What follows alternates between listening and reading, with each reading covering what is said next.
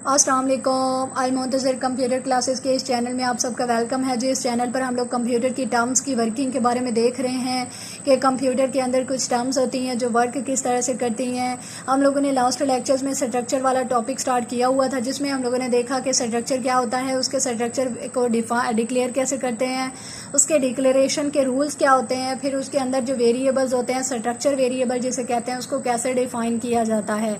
इसको हम लोगों ने लास्ट लेक्चर में एक प्रोग्राम के थ्रू भी करके देखा। फिर हम लोगों ने स्ट्रक्चर वेरिएबल डिक्लेयर करवाने के बाद उसको इनिशियलाइज भी वैल्यूज के साथ करवा के देखा कि किस तरह से वो वर्क करता है प्रोग्रामिंग के अंदर। आज हम लोग प्रोग्राम के स्ट्रक्चर के बारे में एक और प्रोग्राम लेकर आए हैं, जिसमें हम लोग देखेंगे कि स्ट्रक्चर को डिक्लेयर कैसे किया जाता है, उसके अंदर वैल्यूज को स्टोर किस तरह से किया जाता है, और फिर उन वैल्यूज़ को जो होता है वो स्टोर करवाने के बाद उनको डिक्लेयर किस तरह से किया जाता है। ठीक है, और डिफाइन करना जी हम लोगों ने टू स्ट्रक्चर वेरिएबल्स को it input the values in one variable assign the second variable and display. ठीक है, तो वो कह रहा है कि आप लोगों ने इन वैल्यूज़ को दोबारा से डिस्प्ले भी करवाना है। टू वेरिएबल्स को आप लोगों ने जो स्ट्रक्चर वेरिएबल होंगे उनको डिफाइन करना है। तो स्टार्ट करने से पहले अगर आप हमारे चैनल पर न्यू हैं तो प्लीज़ हमारे चैनल को सब्सक्राइब कीजिए, बेल आइकन को प्रेस कीजिए ताकि नेक्स्ट अपलोड होने वाली वीडियोज़ के नोटिफिकेशन आपको रिसीव होते रहें। हमारी वीडियो को एंड तक देखिएगा। अगर आपको हमारे पढ़ाने का मेथड अच्छा लगा हो, हमारी वीडियो और नोट्स अच्छे लगे हों, हमारी प्रोग्रामिंग समझाने का मेथड अच्छा लगा हो, तो हमारी वीडियो को लाइक कीजिए, शेयर कीजिए और कमेंट बॉक्स में हमें बताइए कि आपको हमारे समझाने का मेथड अच्छा लगा। स्टार्ट करते हैं जी। अल मुंतज़िर कंप्यूटर क्लासेस के इस चैनल पर हम लोग स्ट्रक्चर वेरिएबल के बारे में जो प्रोग्राम लेकर आए हैं उसको स्टार्ट करते हैं जी। Write a program that declares a structure to store marks grade and it defines the two structure variables. ठीक है, वो कह रहा है आप लोगों ने एक प्रोग्राम लिखना है जिसमें आपने स्ट्रक्चर को डिक्लेयर करवाना है ताकि आपकी वैल्यूज़ जो मार्क्स ग्रेड की हैं वो स्टोर करे। It defines the two structure variables. पहले हम लोगों ने जो लास्ट लेक्चर में देखा था वो हम लोग सिर्फ एक स्ट्रक्चर वेरिएबल को डिफाइन कर रहे थे, लेकिन यहाँ पर हम लोगों ने स्ट्रक्चर वेरिएबल 2 लेने हैं जिनको हम लोगों ने डिफाइन करना है। It input the values in one variable and assign to second variable and display. ठीक है, एक वेरिएबल के अंदर हम लोगों ने स्ट्रक्चर वेरिएबल को यूज़ करते हुए हम लोगों ने वैल्यूज़ को इनपुट लेना है, यानी यूज़र से रन टाइम पर लेना है, और दूसरे वेरिएबल को हम लोगों ने स्ट्रक्चर जो वेरिएबल होगा उसको यूज़ करते हुए हम लोगों ने उन वैल्यूज़ को जो होता है वो असाइन करना है, और फिर उन वैल्यूज़ को हम लोगों ने डिस्प्ले भी करवाना है। ठीक है, स्टार्ट करते हैं जी। Hash include iostream.h, hash include conio.h। iostream और conio.h ये हमारी हेडर फाइल्स नेम होते हैं। ठीक है, हेडर फाइल्स जो लाइब्रेरी फंक्शंस को प्रोग्राम के अंदर इंक्लूड करने के लिए यूज़ होती हैं through the include pre processor directive. ये प्री प्रोसेसर डायरेक्टिव ये कुछ इंस्ट्रक्शंस होती हैं जो कंपाइलर को एग्जीक्यूशन से पहले दी जाती हैं। उसके बाद आप लोग एक प्रोग्राम के अंदर जितनी मर्जी चाहो हेडर फाइल्स को इंक्लूड कर सकते हो, लेकिन वो डिपेंड कर रहा होता है आपकी प्रोग्राम की बॉडी के अंदर यूज़ होने वाले फंक्शंस पर।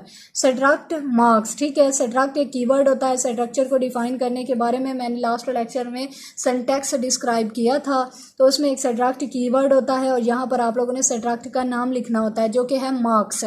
ठीक है, इंट एम, चूँकि यूज़र से मैंने रन टाइम पर मार्क्स लेने हैं और करेक्टर जो होता है वो मैंने ग्रेड लेना है। यहाँ पर आप लोग देख सकते हो स्टेटमेंट में मुझे दो चीज़ें कहा हुआ है, मार्क्स एंड ग्रेड।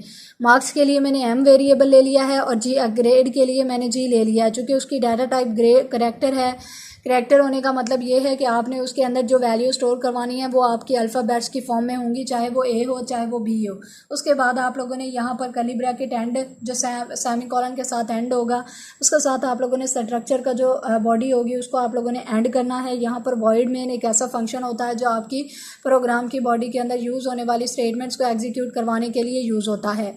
उसके बाद कर्ली ब्रैकेट स्टार्ट के साथ आप लोगों ने अपनी प्रोग्राम की बॉडी को स्टार्ट करना है। या क्लियर स्क्रीन एक ऐसा फंक्शन होता है जो आपकी स्क्रीन को क्लियर आउट करने के लिए यूज़ होता है। उसके बाद आप लोगों ने, चूंकि उसने कहा हुआ है कि आपने दो स्ट्रक्चर वेरिएबल्स जो हैं वो डिफाइन करने हैं, तो स्ट्रक्चर वेरिएबल को डिफाइन करने का तरीका होता है स्ट्रक्चर का नाम और उसके साथ जो वेरिएबल आप लोगों ने डिक्लेयर करवाने होते हैं। मैंने ए और बी दो वेरिएबल ले लिए हैं, चूँकि उसने मुझे स्टेटमेंट के अंदर कहा है कि आपने दो वेरिएबल्स लेने हैं, इसीलिए मैंने स्ट्रक्चर नेम के साथ दो वेरिएबल्स को डिक्लेयर करवा दिया है। सेमीकोलन के साथ एंड करते होते हैं डिक्लेरेशन को।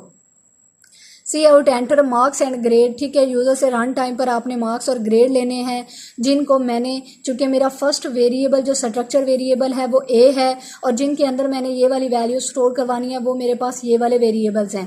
अब आप लोग देख सकते हो कि मार्क्स के लिए मैंने जो है वो एम लिया हुआ है और ग्रेड के लिए मैंने जी लिया हुआ है, ठीक है। तो ए चूँकि फर्स्ट वाला ये वाला वेरिएबल है स्ट्रक्चर ए, तो इसीलिए इसका रेफरेंस दूंगी ए डॉट एम, और ए डॉट जी के अंदर सी इन करवा दो, यानी यूज़र से रन टाइम पर लेकर इनके अंदर स्टोर करवा दो।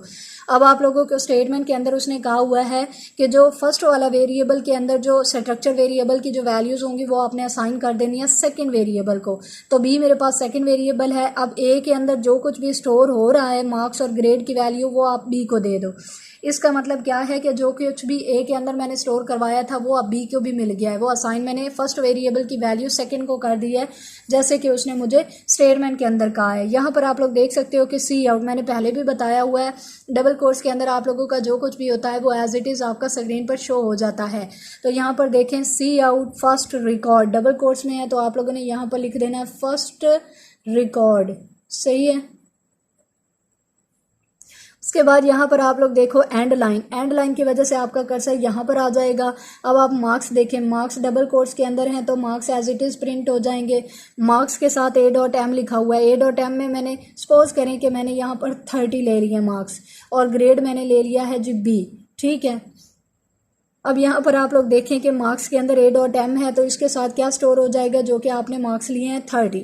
उसके बाद यहाँ पर आप लोग देखें कि एंड लाइन है, एंड लाइन की वजह से कर्सर यहाँ पर आएगा, ग्रेड लिखा हुआ है। ग्रेड आप लोग यहाँ पर लिखो ग्रेड डबल कोट्स के अंदर, और ग्रेड मैंने लिया है जी बी, तो वो आप लोगों का यहाँ पर एज इट इज़ प्रिंट हो जाएगा। अच्छा, ये वाली जो स्टेटमेंट थी ना ये डबल कोट्स के अंदर होती है, तो इसीलिए ये एज इट इज़ आप लोगों की स्टोर हो जाएगी। एंटर मार्क्स एंड ग्रेड, जैसे आप लोगों ने डबल कोट्स के अंदर लिखी होगी वैसे ही ये वाली स्टेटमेंट प्रिंट हो जाएगी।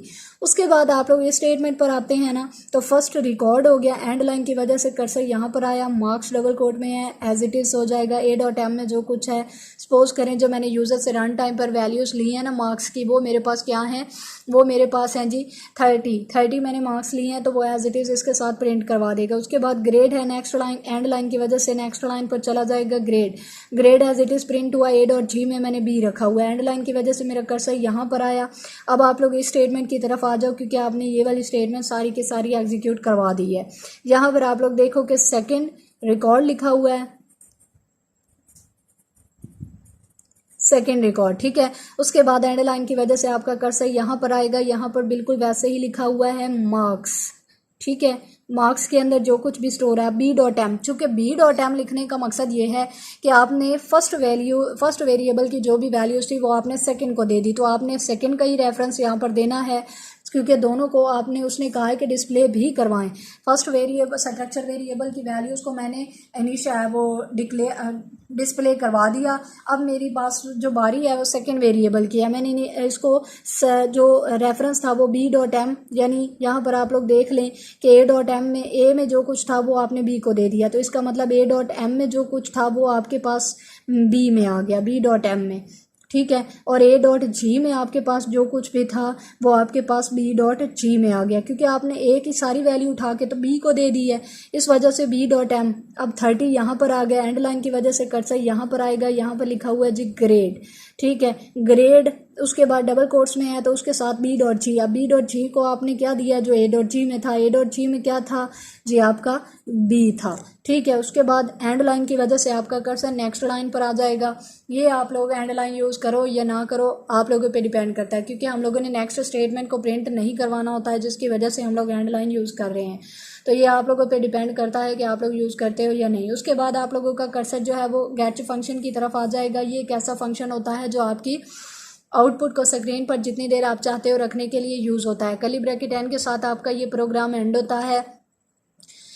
आज स्ट्रक्चर डिक्लेयर के बारे में, स्ट्रक्चर को डिक्लेयर किया, फिर कुछ वैल्यूज़ को हम लोगों ने इसमें स्टोर किया और 2 वेरिएबल्स स्ट्रक्चर वेरिएबल्स लेकर फर्स्ट जो स्ट्रक्चर वेरिएबल था उसमें इनपुट वैल्यूज़ ली और इसकी जितनी भी वैल्यूज़ थी वो सेकंड वेरिएबल को देकर इनको दोनों को डिस्प्ले करवाया, फर्स्ट स्ट्रक्चर वेरिएबल की वैल्यूज़ को भी और सेकेंड के भी।